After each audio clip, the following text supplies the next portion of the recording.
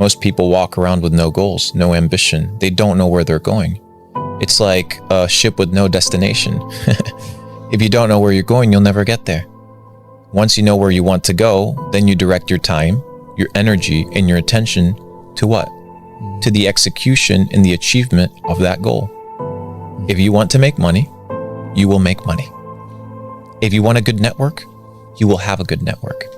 If you want to build a great podcast with great hosts and great guests, you will build a podcast in that way. It's all about intention. But most people walk around in life thinking that life is just a big fat lottery. And it's just not that case. Those that live by the lottery of life most likely end up losing because you're just gambling. I don't want to gamble with my life. So what I do is I set a goal and then I focus my time, energy, and attention, which truly are the only assets that you have. So when a lot of people come to me, they're like, Luke, I have nothing. Brother, you and I have the same exact thing, time, energy, and attention. But what you use your time for, it doesn't yield a return. What I use my time for yields a return.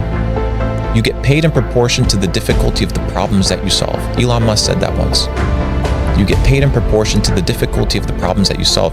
Most people that don't make money, they don't solve problems. They don't spot problems. They don't capitalize on problems. If you solve small problems, you'll get paid very little. The guy flipping the patties, like Tate says, somebody's got to flip the fucking burgers. That's true. But they solve very small problems. So they get paid in proportion to what? Solving that problem. You put a man on Mars, you'll get paid in proportion to solving that problem.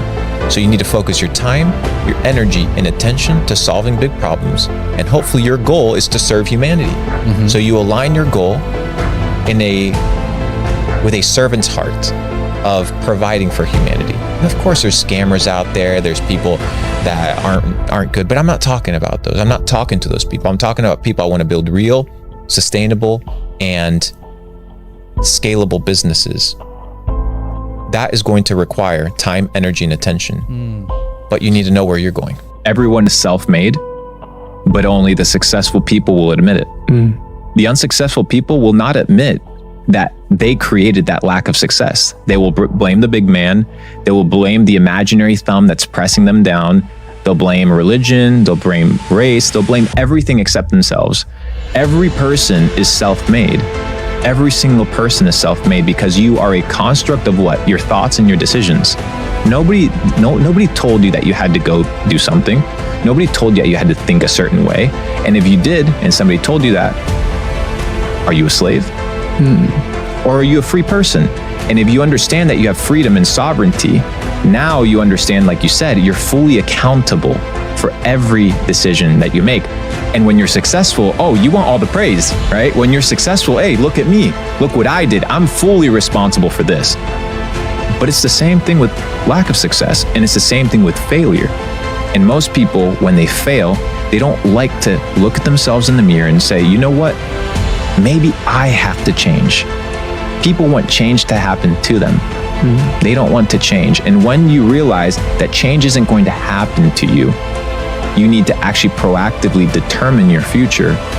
Then and only then can you actually take not only full accountability for your good actions, your bad actions, but for your full life. The reason I'm a winner is not because I have a better brain capacity, because my brain processing power is so much better. No, I'm actually dedicated to what? To winning. I've come to realize is that there's two types of pains in life, right? The pain of discipline or the pain of self-regulation, where you actually take control of your life, and it hurts, right? Like you did professional weightlifting, you did professional training. There's a process. You probably hit plateaus of physique. You probably hit times where you hurt your body and you had to repair. These are challenges. Most people would quit. But then you have the pain of regret. And then the pain of regret weighs so much more because it weighs in your mind. And what I've come to understand is that if you can self-regulate and you can go through the pain of exploration, go through the pain of not knowing, go through the hardships of uncertainty, which comes with entrepreneurship and comes with paving your own way, it's a lot better than the pain of regret that most people end up experiencing when they don't take control of their lives.